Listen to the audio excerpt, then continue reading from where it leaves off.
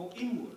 With Confucius, the same thing. We always look ourselves rather than look forward, because the American approach is usually look forward, right? We always look forward. But in the Chinese approach, besides looking forward, we always look inward, reflection. And that's very important, because inside ourselves is the universe. We have an inside universe and outside universe. So we need to make the connection between inside and outside. Right? So we always have to look inside.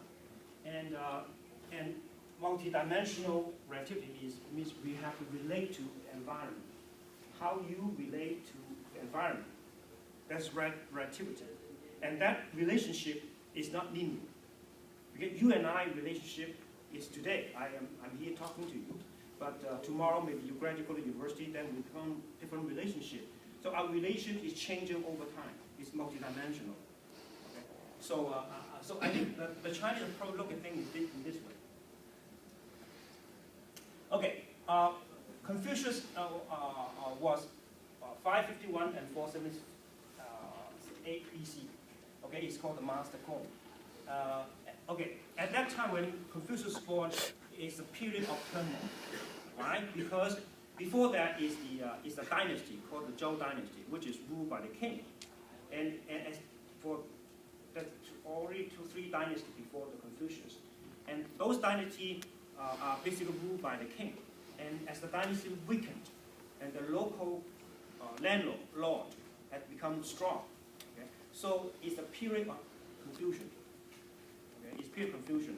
And as a matter of fact, the knowledge specialized in the king's court is gradually spread out to the common people. So common people become more educated in this way. So Confucius played a very important role to spread out the knowledge that used to be owned by the nobles, okay, now become owned by the common people, because Confucius started a school to educate the people, right? And at that time, because the common people have no way to rule, because the rule is really set up by the king, right? So the common below do not know how to conduct themselves, how to behave as individuals. So, and that's why Confucius tried to set up some moral rules that as a human being, what should you do? As a student, what should you do? As a parent, what should you do? Right? As a king, what should you do? So Confucius laid out some of the rules for the people to comply. Before that, there's no rule, because all the rules only dictated by the king. Right? So Confucius played a very important role in that regard, to spread this common things, common principles, so to speak, to let the people know. And this period is called the spring and autumn period. Okay, about 2,500 years ago. This period is a very very dynamic period in China. Why? Because a different philosophy, different group of philosophy, really become very prominent in that period, okay, and then competing with each other. And Confucius is the one who really stand out.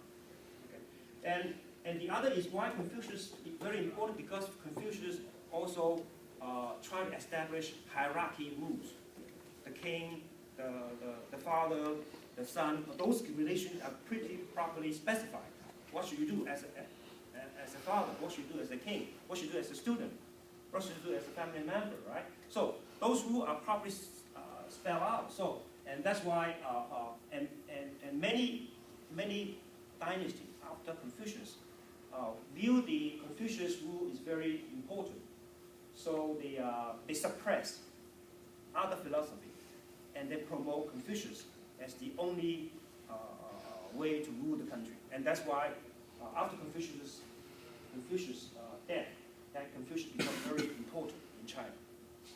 But doesn't mean that the other type of philosophy is not important, because in certain dynasties, certain kings are very religious. They believe in Buddhism. Okay? And some kings are very religious. They believe in Taoism, right? In some dynasties. So you can see, depending on the kings who rule the country, that different religion become, whether it's Taoism, whether it's Confucianism, whether it's Buddhism, become important, and they all mix together. And as I mentioned to you earlier, Taoism used to be a philosophical Taoism. Later on, it become a religion. Okay, that China, there's a king, okay, God. There's a God there, and defines different set of rules, okay, to become a religion. Later